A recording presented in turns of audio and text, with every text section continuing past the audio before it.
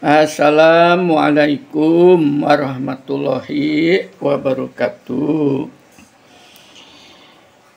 Pirsawan, saudara-saudara yang mulia, mari dalam menyongsong Hari Kemerdekaan Republik Indonesia pada tanggal 17 Agustus nanti, saya melalui video ini ingin mengingatkan kepada bangsa, khususnya para pejabat dan penguasa, berhati-hatilah Anda mengelola negeri ini, karena Anda akan diminta pertanggungjawabannya kelak di depan Tuhan, dan Anda harus bertanggung jawab ke dalam masyarakat, yang dengan itu diharapkan Anda menjadi public figures yang bijaksana, yang baik, yang mulia, baik di dunia ini dan nanti dapat kemuliaan di akhirat. Saya ingin mengingatkan kembali salah satu ayat di dalam Al-Quran sebagai pengingat kepada Anda. Ayat ini berbunyi demikian: Allahumma malikal mulki tutil mulka man tasha wa tanji'ul mulka mimman tasha wa tu'izzu man tasha wa tuzillu man tasha biyadikal khair innaka ala kulli syai'in qadir. Wahai Tuhan pemilik kekuasaan, Engkau berikan kekuasaan kepada siapapun yang Kau kehendaki, dan Kau cabut kekuasaan dari siapapun yang Kau kehendaki. Engkau muliakan siapapun yang Kau kehendaki, dan Engkau hinakan siapapun yang Kau kehendaki. Di tangan Engkau lah segala kebajikan. Sungguh Engkau maha kuasa atas segala sesuatu. Ayat ini pengingat pada siapapun yang sekarang memegang kekuasaan, bahwa itu adalah amanah dari Allah, dan bukan karena kehebatan Anda, tapi itu Anda dipilih oleh Allah. Maka apabila Anda pegang kekuasaan itu dengan baik, dengan benar, maka Anda akan dimuliakan oleh Allah.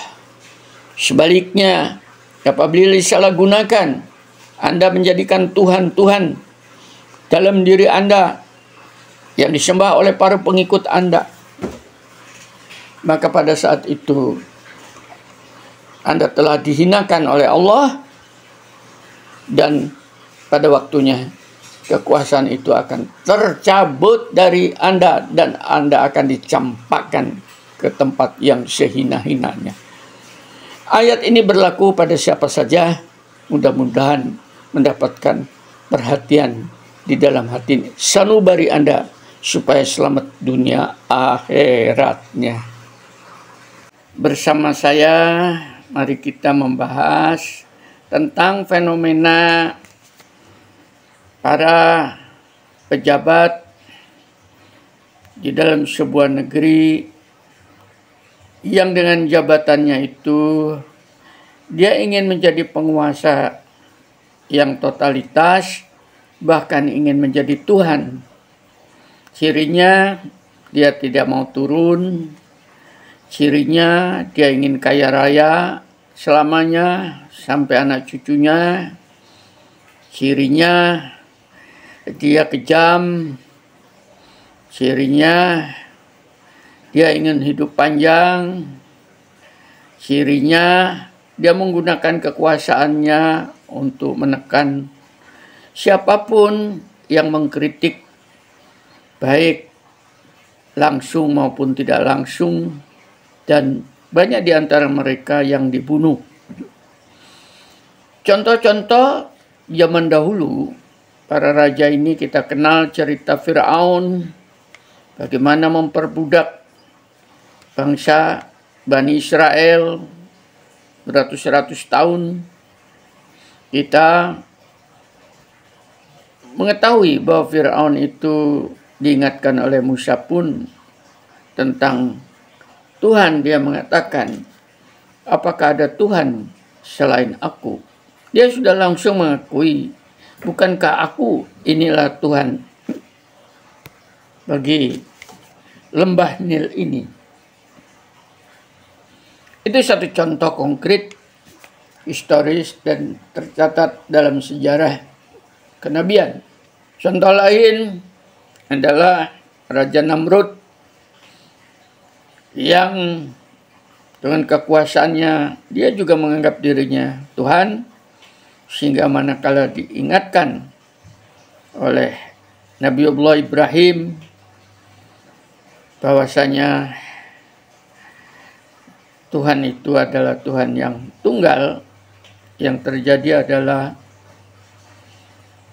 ditangkapnya Nabi Ibrahim dan dibakar. Dalam sejarah ini sangat terkenal, namun Nabi Ibrahim tidak mati karena api yang menjadi dingin. Para nabi lain banyak yang seperti itu.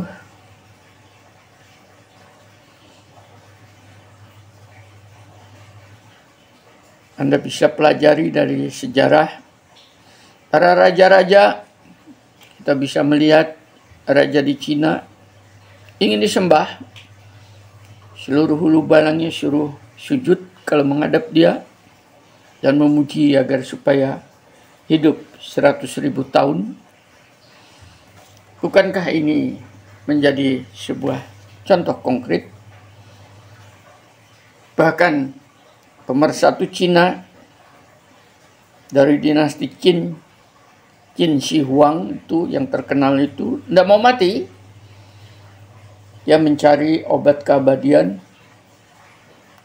karena dia telah menjadi Tuhan di dalam negeri itu, menguasai seluruh kerajaan-kerajaan lain disatukan menjadi kerajaan dinasti Qin, tapi toh mati juga dalam perjalanan mencari obat. Kita bisa melihat lagi dinasti-dinasti lain di berbagai negara yang tidak bisa satu persatu disebutkan. Bahkan pada zaman modern di Rusia kita mengenal seorang presiden, Joseph Stalin, yang membunuh jutaan rakyat Rusia yang menentangnya.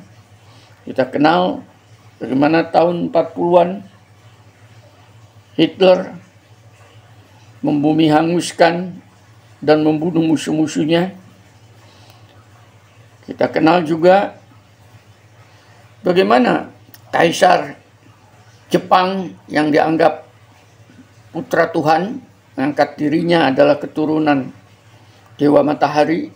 Ini sebuah bukti bahwa manusia kalau dikasih kekuasaan, dia ingin mengganti fungsi Tuhan dalam kehidupan.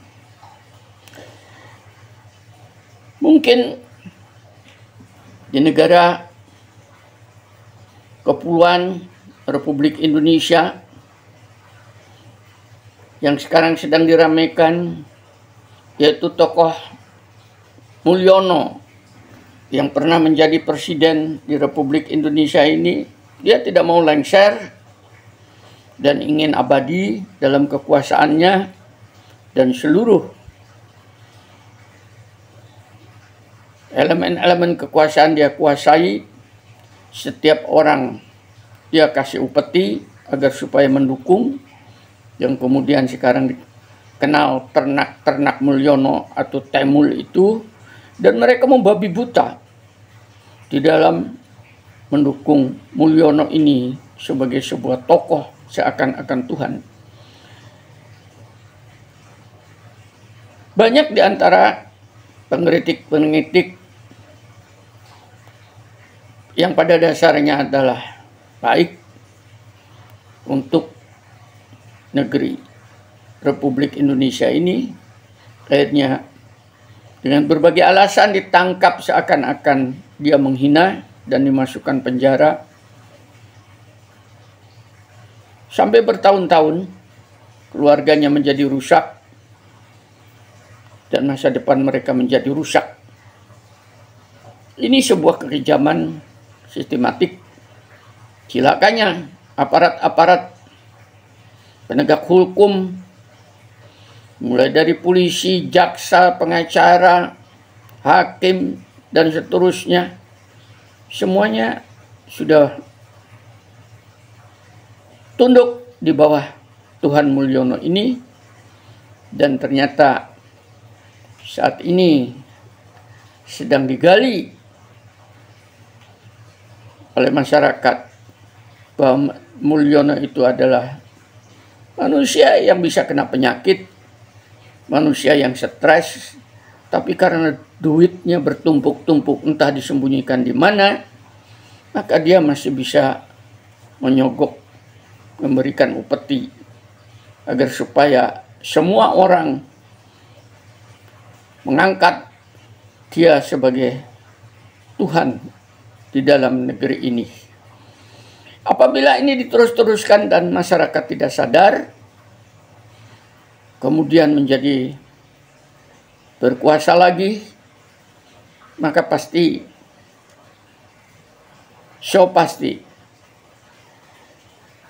lambat-lambat negeri itu akan diminisikan oleh Allah. Dan pada saat proses pembinasaan itu terjadi, maka di situ tidak akan pilih kasih. Siapapun orangnya akan dilibas. Inilah sebabnya bagi mereka yang saat ini sedang getol-getol memperjuangkan kebenaran ini perlu didukung, karena itu adalah demi kemaslahatan seluruh masyarakat. Karena ada kata-kata, bukan orang jahat yang kuat, akan tetapi adalah orang yang baik tidak mau berbuat, maka kejahatan itu akan merajalela. Orang mempunyai pengetahuan baik bisa disogok, bisa dikasih upeti, tidak mau menyampaikan kebenaran, maka pada saat itu kemungkaran akan menguasainya, dan negeri itu pasti akan binasa melalui proses sosial, politik, atau bencana alam. Mudah-mudahan dengan sekelumit pengingat dari saya yang jauh ini menjadi perhatian bagi mereka yang terlibat. Kalau itu baik, mudah-mudahan menjadi amal Anda. Kalau itu buruk, mudah-mudahan jadi pengingat supaya Anda bertobat. Demi masa depan Anda itu sendiri, karena toh akhirnya Anda harus kembali kepada pencipta Anda, dan di sana Anda harus mempertanggungjawabkan apa yang Anda perbuat di negeri ini. Walhamdulillahirabbil alamin. Assalamualaikum warahmatullahi wabarakatuh. Merdeka Indonesia Raya.